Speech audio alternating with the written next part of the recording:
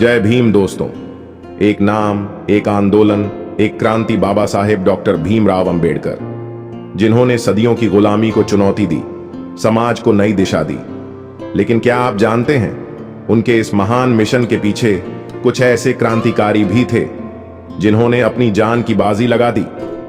आज हम आपको मिलवाते हैं उन 5 अनसुने नायकों से जिन्होंने बाबा साहेब के सपनों के लिए सब कुछ कुर्बान कर दिया।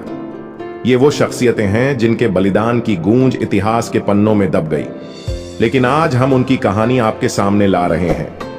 तैयार हैं इस प्रेरक सफर के लिए? चलिए शुरू करते हैं। शुरुआत करते हैं मान्यवर कांशीराम साहब जी से। कांशीराम जी का नाम सुनते ही एक तस्वीर उभरती है। साइकिल पर सवार एक साधारण इंसान जो गांव-गांव, गली-गली घूमकर बाबा साहेब के विचारों की मशाल जलाता था। लेकिन उनकी यह सादगी उनके भीतर जल रही उस आग को छिपा नहीं सकती थी जो बाबा साहेब की तरह ही अन्याय के खिलाफ लपटों की तरह भड़कती थी। आइए उनकी कहानी को गहराई से जानें और देखें कि कैसे उन्होंने बाबा साहेब के जीवन के हर किस्से से प्रेरणा ली और उसे अपने संघर्ष का आधार बनाया। 15 मार्च 1934 को पंजाब के रोपड़ जिले के खवासपुर गांव में एक रामदासिया सिख परिवार में कांशीराम का जन्म हुआ। उनका परिवार साधारण था, लेकिन मेहनत और आत्मसम्मान की भावना उनमें गहरी थी। बचपन से ही कांशीराम ने समाज में छुआछूत और भेदभाव को देखा जो उन्हें बेचैन करता था। ठीक वैसे ही जैसे बाबा साहेब ने अपनी बाल्यावस्था में स्कूल में अलग बैठने और पानी न पीने की पीड़ा को सहा था। बाबा साहेब की आत्मकथा में एक प्रसंग है जब उन्हें बार्बर की दुकान में अपमानित किया गया और उस अपमान ने उनके मन में सामाजिक सुधार की चिंगारी जलाई। कांशीराम ने भी अपने गांव में दलितों के साथ होने वाले व्यवहार को देखा और महसूस किया कि यह सिर्फ व्यक्तिगत नहीं बल्कि पूरे समाज की संरचना का अपमान है। कांशीराम की शिक्षा ने उन्हें बाबा साहेब के विचारों से जोड़ा। बाबा साहेब ने कहा था, शिक्षा वह शेरनी का दूध है, जो पिएगा वह दहाड़ेगा। कांशीराम ने विज्ञान में स्नातक की डिग्री हासिल की और पुणे में एक सरकारी नौकरी शुरू की, लेकिन उनकी आत्मा को सुकून नहीं था। बाबा साहेब की तरह जिन्होंने अपनी विदेशी डिग्रियों और वकालत को छोड़कर दलितों के उत्थान का रास्ता चुना, कांशीराम ने भी अपनी नौकरी को अलविदा कह दिया। 1964 में जब उन्होंने एक सहकर्मी के साथ हुए जातिगत भेदभाव को देखा तो उनके भीतर का क्रांतिकारी जाग उठा। यह वही क्षण था जब बाबा साहेब ने 1927 में महाड़ सत्याग्रह के दौरान चावदार तालाब से पानी पीने का अधिकार मांगा था। कांशीराम ने ठान लिया कि वे बाबा साहेब के अधूरे सपनों को पूरा करेंगे। 1971 में कांशीराम ने backward and minority communities employees federation की स्थापना की। यह संगठन बाबा साहेब के उस दर्शन का प्रत्यक्ष रूप था जिसमें उन्होंने कहा था, संगठित हो क्योंकि संगठन में ही शक्ति है।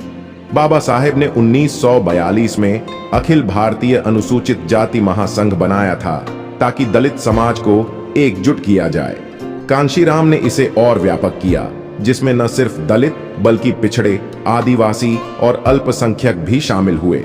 बामसेफ कोई साधारण संगठन नहीं था, यह एक वैचारिक क्रांति की शुरुआत थी। कांशीराम जी की रणनीति बाबा साहेब से प्रेरित थी।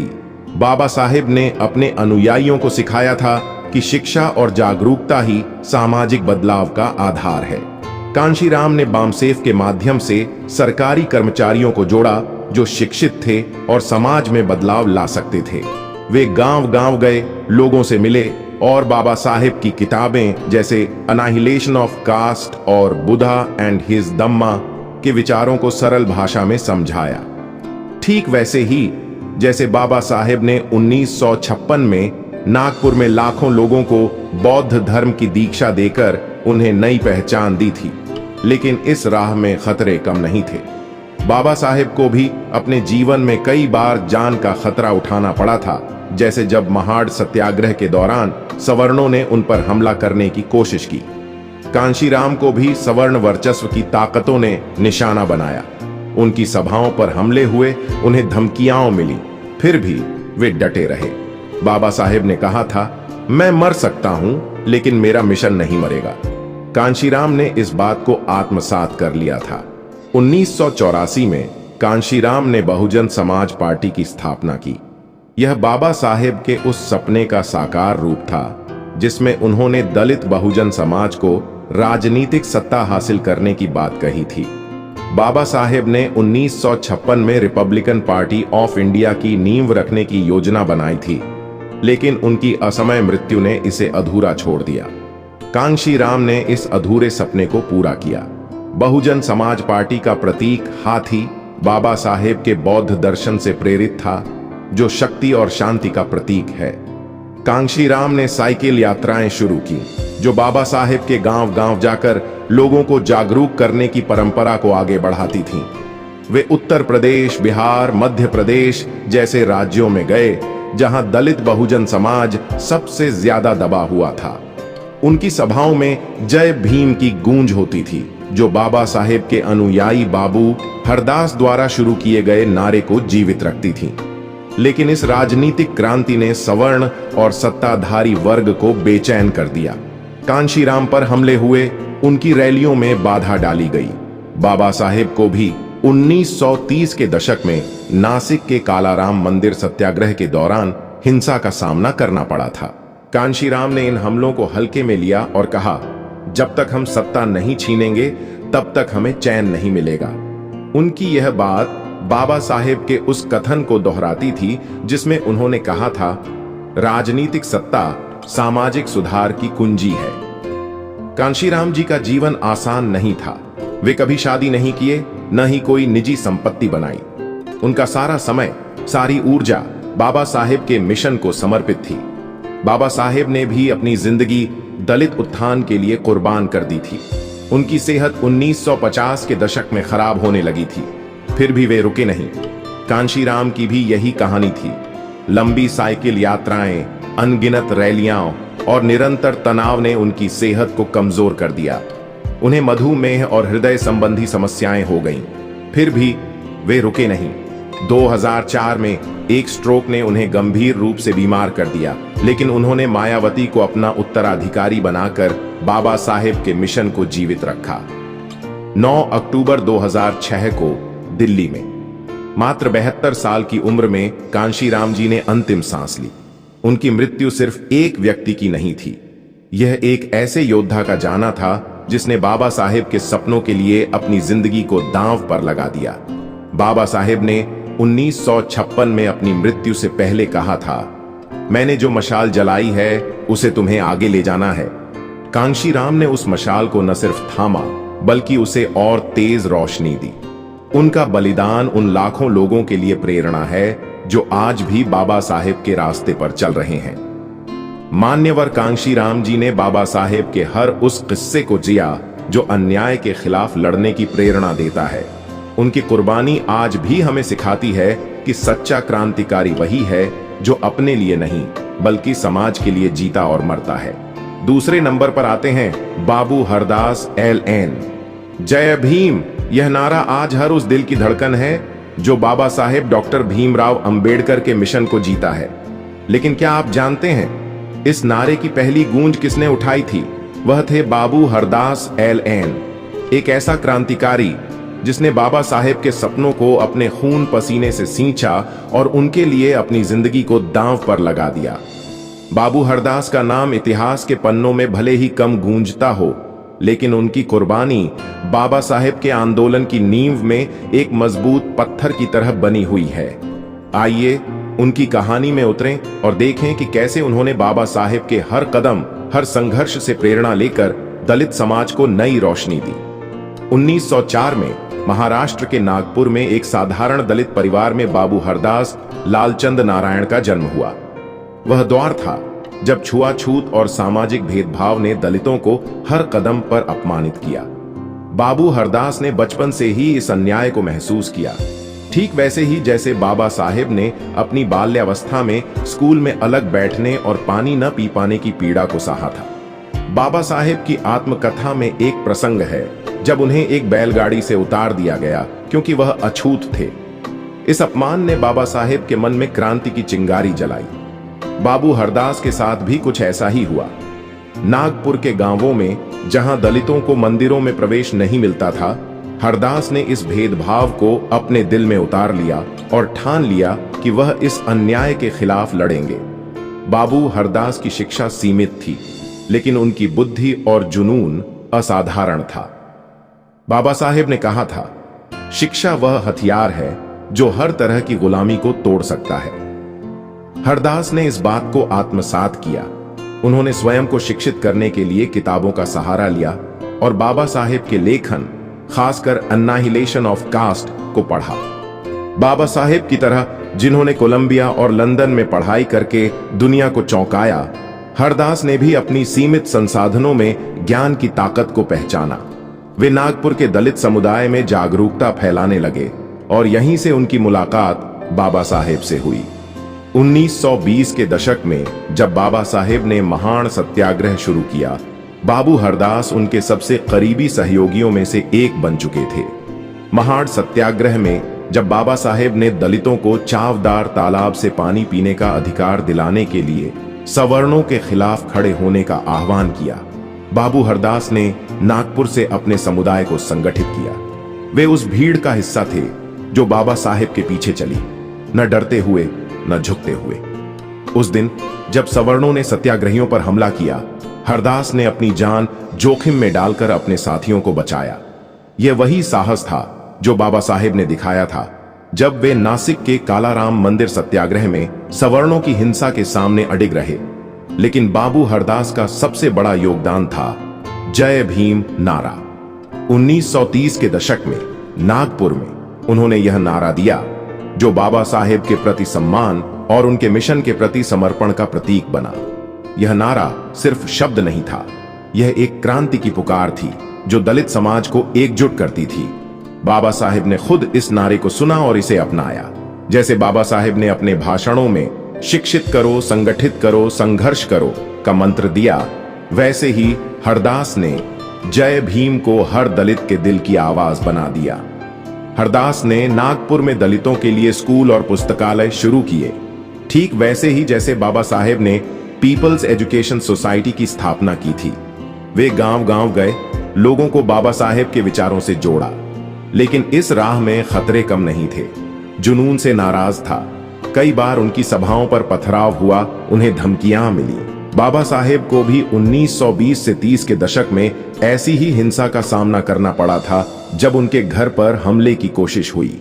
हरदास ने इन खतरों को हंसते हुए झेला और कहा, अगर बाबा साहेब का मिशन जिंदा रहेगा तो मेरी जिंदगी का हर पल सार्थक है। 1950 के दशक में जब बाबा साहेब ने बौद्ध धर्म को अपनाने का फैसला किया, बाबू हरदास उनके साथ थे। 14 अक्टूबर 1956 को नागपुर में जब बाबा साहेब ने लाखों अनुयायियों के साथ बौद्ध धर्म की दीक्षा ली, हरदास ने इस ऐतिहासिक क्षण में महत्वपूर्ण भूमिका निभाई। उन्होंने नागपुर के दलित समुदाय को संगठित किया और बाबा साहेब के कदम को जन जन तक पहुंचाया। बाबा साहेब ने बौद्ध धर्म को इसलिए चुना क्योंकि यह समानता और मानवता का धर्म था। हरदास ने इस विचार को गांव-गांव तक ले जाकर दलितों को नई पहचान दी, लेकिन इस काम ने उन्हें सवर्ण समाज का और बड़ा दुश्मन बना दिया। उनकी सभाओं पर हमले बढ़ गए। कुछ स्थानीय कथाओं के अनुसार हरदास को कई बार जानलेवा धमकियां मिली। बाबा साहेब को भी 1950 के दशक में ऐसी ही धमकियां मिली थीं जब उन्होंने हिंदू कोड बिल का समर्थन किया। हरदास ने इन खतरों को नजरअंदाज किया और बाबा साहेब के मिशन को आगे बढ़ाया। बाबू हरदास की जिंदगी बाबा साहेब के मिशन के लिए समर्पित थी। 1950 में मात्र 46 साल की उम्र में उनकी मृत्यु हो गई। उनकी मृत्यु का सटीक कारण इतिहास में स्पष्ट नहीं है, लेकिन कई स्रोत बताते हैं कि लगातार तनाव, सामाजिक बहिष्कार और आंदोलन के दौरान हिंसा ने उनकी सेहत को कमजोर कर दिया। कुछ कथाएं यह भी कहती हैं कि सवर्णों की साजिश ने उनके जीवन को छोटा किया। बाबा साहेब ने भी अपनी मृत्यु से पहले कहा था, मेरी सेहत मेरे संघर्ष की कीमत है। हरदास की मृत्यु भी उसी संघर्ष की कुर्बानी थी। हरदास ने कोई संपत्ति नहीं बनाई, कोई व्यक्तिगत जीवन नहीं जिया। उनका सारा समय, सारी ऊर्जा बाबा साहेब के विचारों को फैलाने में लगी। जय भीम नारा आज भी उनकी उस कुर्बानी की गवाही देता है। बाबा साहेब ने एक बार कहा था, मेरा मिशन मेरे मरने के बाद भी जिंदा रहेगा। बाबू हरदास ने इस बात को सच कर दिखाया। उनकी मृत्यु के बाद भी जय भीम की गूंज ने दलित समाज को एकजुट रखा। बाबू हरदास LN ने बाबा साहेब के हर संघर्ष को अपने जीवन में उतारा। उनका बलिदान हमें सिखाता है कि सच्चा क्रांतिकारी वही है जो अपने समाज के लिए सब कुछ छोड़ देता है। तीसरे नंबर पर आते हैं जोगेंद्र नाथ मंडल। 29 जनवरी 1904 को बंगाल के बारिसाल में एक नमशूद्र परिवार में जोगेंद्र नाथ मंडल का जन्म हुआ। वह दौर था जब बंगाल में दलित समुदाय को अछूत मानकर हर तरह के अधिकार से वंचित रखा जाता था। जोगेंद्र नाथ ने बचपन से ही इस भेदभाव को झेला। बाबा साहेब की तरह जिन्हें स्कूल में अलग बैठाया जाता था और पानी पीने के लिए तरसना पड़ता था, जोगेंद्र नाथ ने भी अपने गांव में मंदिरों में प्रवेश न मिलने और सामाजिक बहिष्कार की पीड़ा को महसूस किया। बाबा साहेब ने अपनी आत्मकथा में एक प्रसंग बताया है जब उन्हें एक बार्बर की दुकान से अपमानित कर निकाल दिया गया। जोगेंद्र नाथ के साथ भी ऐसा ही हुआ जब उन्हें स्थानीय बाजार में सवर्णों द्वारा तिरस्कृत किया गया। इस अपमान ने उनके मन में एक आग जलाई जो बाबा साहेब के विचारों से मिलने पर और भड़क उठी। जोगेंद्र नाथ ने अपनी मेहनत और लगन से शिक्षा हासिल की। बाबा साहेब ने कहा था, शिक्षा वह शेरनी का दूध है, जो पिएगा वह दहाड़ेगा। जोगेंद्र नाथ ने इस बात को आत्मसात किया। उन्होंने कानून की पढ़ाई पूरी की और वकील बनकर दलित समुदाय की आवाज उठाने का फैसला किया। 1930 के दशक में जब वे बाबा साहेब से मिले, उनकी जिंदगी बदल गई। बाबा साहेब तब दलितों के लिए अलग निर्वाचन की मांग को लेकर राउंड टेबल कॉन्फ्रेंस में ब्रिटिश सरकार से लड़ रहे थे। जोगेंद्र नाथ ने बाबा साहेब के इस संघर्ष को देखा और बंगाल में उनके विचारों को फैलाने का बीड़ा उठाया। 1937 में जोगेंद्र नाथ मंडल बंगाल विधानसभा के लिए चुने गए। यह वह समय था जब बाबा साहेब ने अपनी पहली राजनीतिक पार्टी स्वतंत्र मजदूर पार्टी की स्थापना की थी। जोगेंद्र नाथ ने बंगाल में इस पार्टी के विचारों को फैलाया और दलितों को संगठित किया। बाबा साहेब ने 1930 में नासिक के कालाराम मंदिर सत्याग्रह में दलितों को मंदिर प्रवेश का अधिकार दिलाने के लिए सवर्णों के खिलाफ खुली जंग छेड़ी थी। जोगेंद्र नाथ ने बंगाल में उसी तरह के आंदोलन शुरू किए जहां नमशूद्र समुदाय को मंदिरों और सार्वजनिक स्थानों से वंचित रखा जाता था। 1940 के दशक में जब बाबा साहेब ने अखिल भारतीय अनुसूचित जाति महासंघ की स्थापना की, जोगेंद्र नाथ इसके प्रमुख नेताओं में से एक बने। वे बंगाल में दलितों के लिए शिक्षा, रोजगार और सामाजिक सम्मान की लड़ाई लड़ रहे थे, लेकिन यह राह आसान नहीं थी। बाबा साहेब को महाड़ सत्याग्रह के दौरान सवर्णों की हिंसा का सामना करना पड़ा था, जब उनके समर्थकों पर पथराव हुआ। जोगेंद्र नाथ को भी बंगाल में ऐसी ही हिंसा का सामना करना पड़ा। उनकी सभाओं पर हमले हुए, उन्हें जान से मारने की धमकियां मिली। फिर भी वे बाबा साहेब के उस मंत्र पर अडिग रहे जिसमें उन्होंने कहा था, संघर्ष करो, भले ही जान चली जाए। जोगेंद्र नाथ मंडल का सबसे विवादास्पद और साहसिक फैसला था 1947 में पाकिस्तान बनने के बाद वहां के पहले कानून और श्रम मंत्री बनना। यह फैसला बाबा साहेब के विचारों से प्रेरित था। बाबा साहेब ने हमेशा दलितों के लिए एक ऐसी व्यवस्था की वकालत की जहां उन्हें बराबरी का हक मिले। जोगेंद्र नाथ को लगा कि पाकिस्तान में अल्पसंख्यकों के लिए बेहतर अवसर हो सकते हैं। बाबा साहेब ने भी 1940 के दशक में मुस्लिम लीग के साथ बातचीत की थी ताकि दलितों के हितों को सुरक्षित किया जा सके। जोगेंद्र नाथ ने इस रास्ते को चुना, लेकिन यह जोखिम भरा था। पाकिस्तान में जोगेंद्र नाथ ने दलितों और हिंदू अल्पसंख्यकों के अधिकारों के लिए आवाज उठाई, लेकिन जल्द ही उन्हें एहसास हुआ कि पाकिस्तान में अल्पसंख्यकों के साथ भेदभाव बढ़ रहा है। 1950 में जब हालात बिगड़ गए, उन्होंने इस्तीफा दे दिया और भारत लौट आए। इस फैसले ने उन्हें सवर्ण और मुस्लिम दोनों समुदायों का दुश्मन बना दिया। बाबा साहेब को भी 1991 में हिंदू कोड बिल के लिए इस्तीफा देना पड़ा था, जब उनकी बात नहीं मानी गई। जोगेंद्र नाथ का यह कदम बाबा साहेब के साहस और सिद्धांतों से प्रेरित था।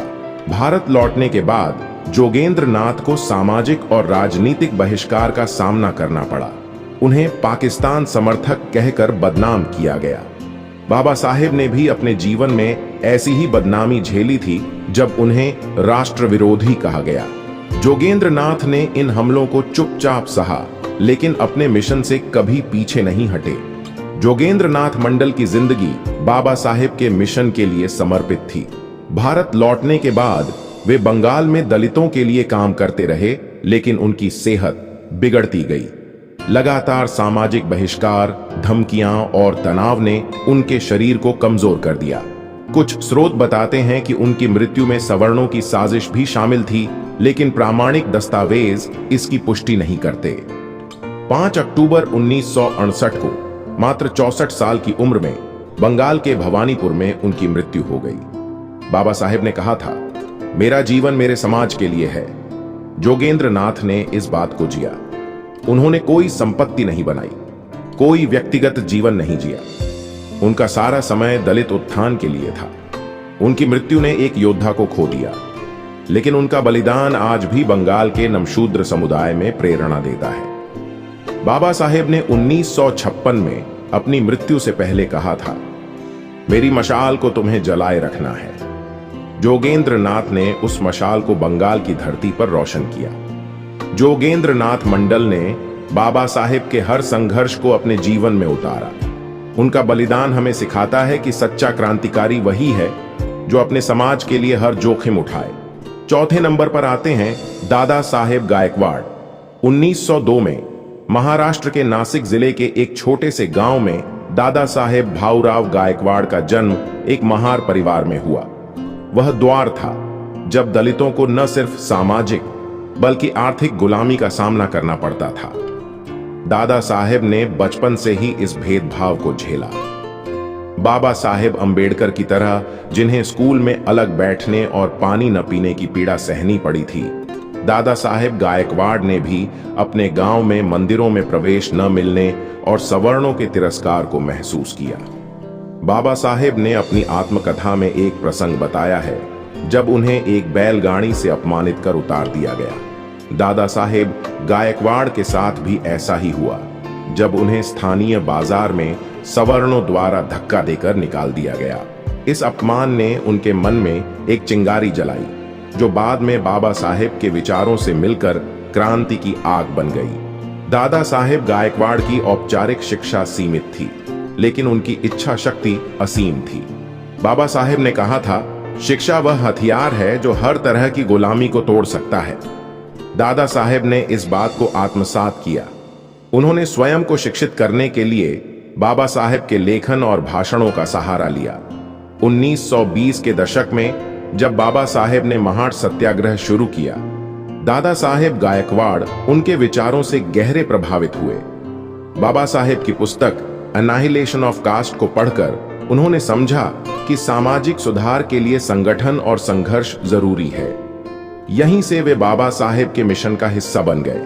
1927 में जब बाबा साहेब ने महाड़ सत्याग्रह के जरिए दलितों को चावदार तालाब से पानी पीने का अधिकार दिलाने की लड़ाई शुरू की, दादा साहेब गायकवाड़ नासिक से अपने समुदाय को लेकर इस आंदोलन में शामिल हुए। वे उस भीड़ का हिस्सा थे जो बाबा साहेब के पीछे चली, बिना डरे बिना झुके। उस दिन जब सवर्णों ने सत्याग्रहियों पर पथराव किया, दादा साहेब ने अपनी जान जोखिम में डालकर अपने साथियों को बचाया। यह वही साहस था जो बाबा साहेब ने 1930 में नासिक के कालाराम मंदिर सत्याग्रह में दिखाया, जब सवर्णों की हिंसा के सामने वे अडिग रहे। दादा साहेब गायकवाड़ का सबसे बड़ा योगदान था भूमि सुधार आंदोलन।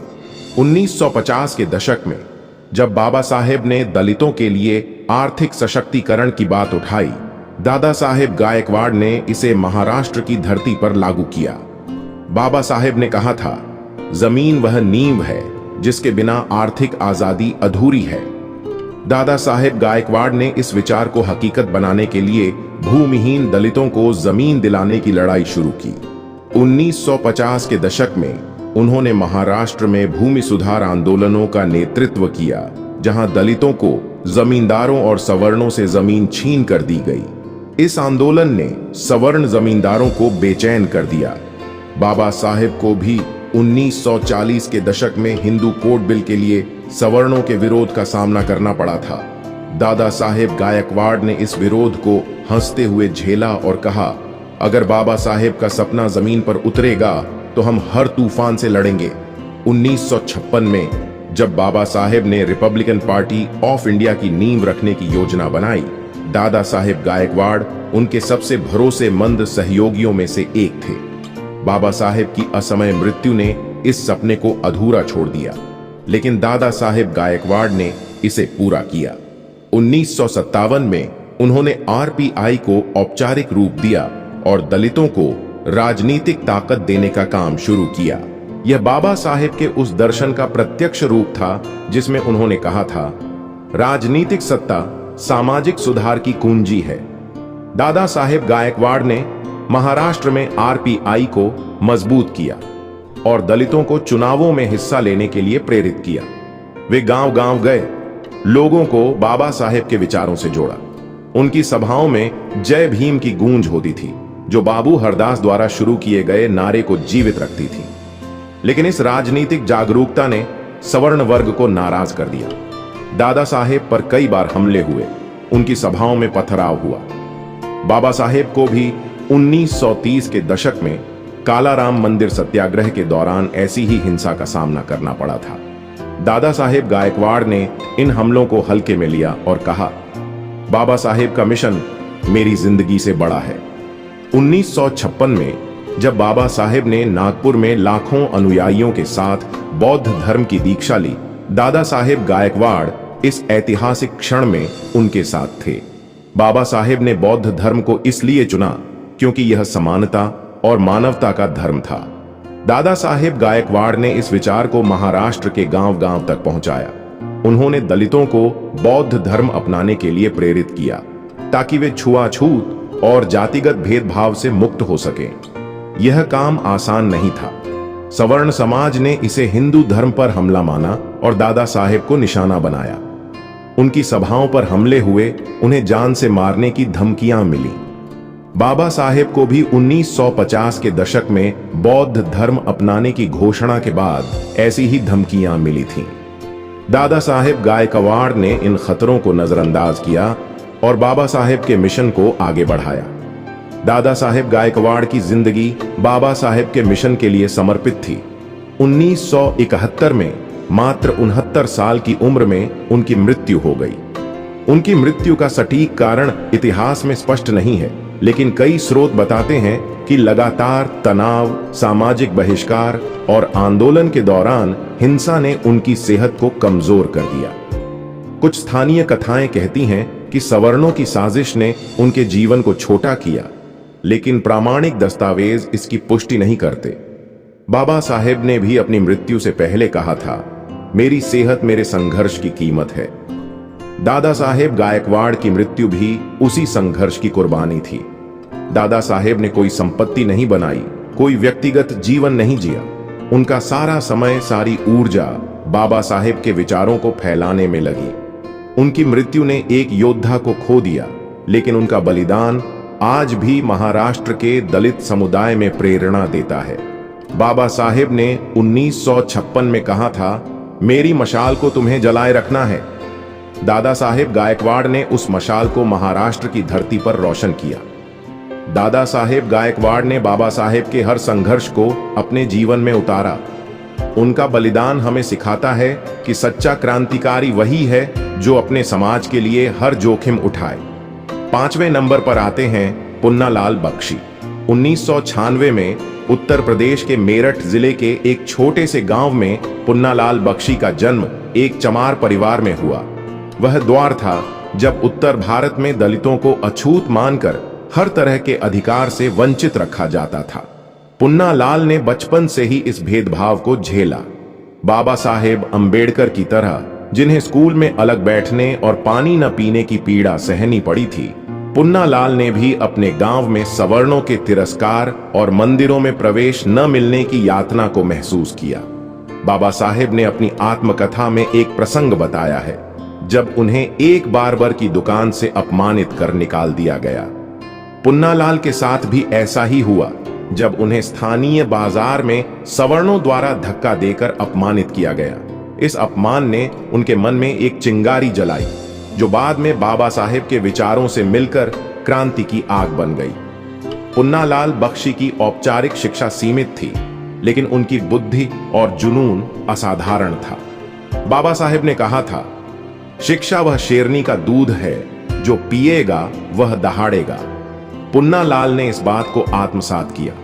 उन्होंने स्वयं को शिक्षित करने के लिए बाबा साहेब के लेखन और भाषणों का सहारा लिया। 1930 के दशक में जब बाबा साहेब ने दलितों के लिए अलग निर्वाचन, सेपरेट इलेक्टोरेट की मांग को लेकर राउंड टेबल कॉन्फ्रेंस में ब्रिटिश सरकार से जंग लड़ी, पुन्नालाल बख्शी उनके विचारों से गहरे प्रभावित हुए।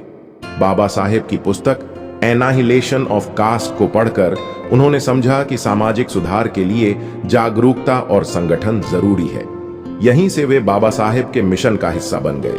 1930 के दशक में जब बाबा साहेब ने महाड़ सत्याग्रह और कालाराम मंदिर सत्याग्रह जैसे आंदोलनों के जरिए दलितों को उनके अधिकारों के लिए लड़ने का आह्वान किया, पुन्नालाल बख्शी ने उत्तर भारत में इस क्रांति की मशाल जलाई। बाबा साहेब ने 1927 में महाड़ सत्याग्रह में चावदार तालाब से पानी पीने का अधिकार मांगा था, जिसके लिए सवर्णों ने हिंसा की। पुन्नालाल ने उत्तर प्रदेश में उसी तरह के आंदोलन शुरू किए जहां दलितों को कुओं और मंदिरों से वंचित रखा जाता था।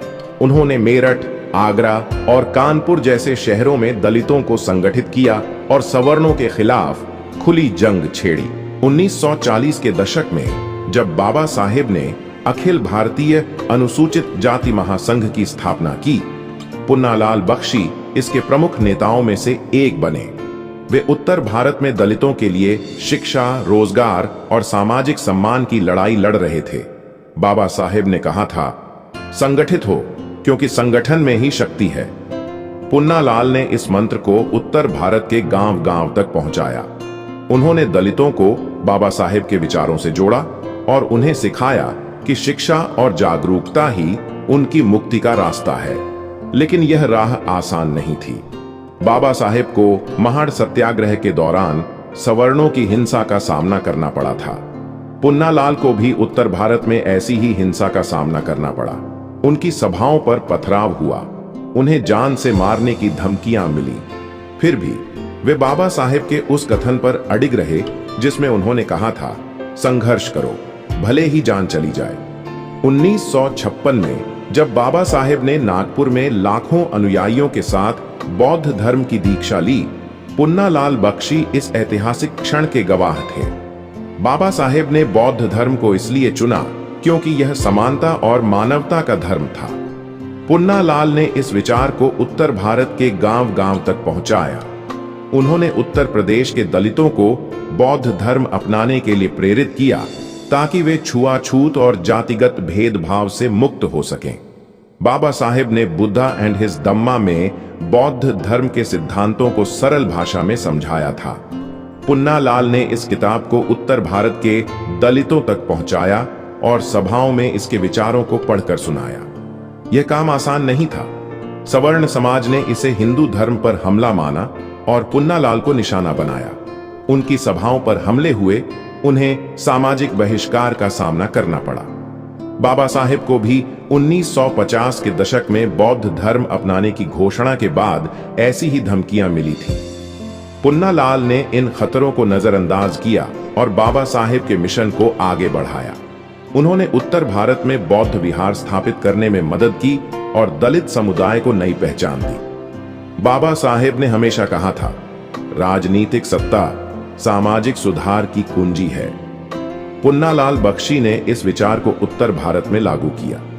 1950 के दशक में जब बाबा साहेब ने रिपब्लिकन पार्टी ऑफ इंडिया की नींव रखने की योजना बनाई, पुन्नालाल ने उत्तर प्रदेश में इस पार्टी को संगठित करने में महत्वपूर्ण भूमिका निभाई।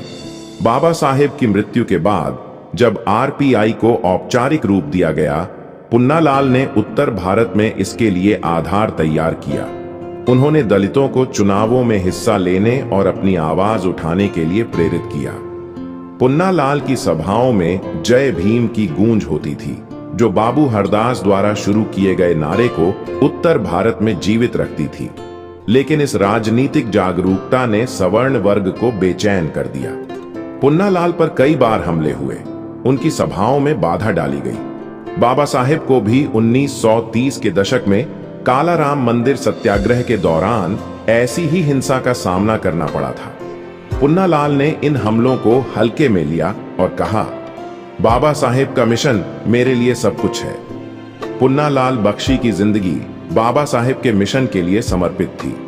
1971 में मात्र 75 साल की उम्र में उनकी मृत्यु हो गई।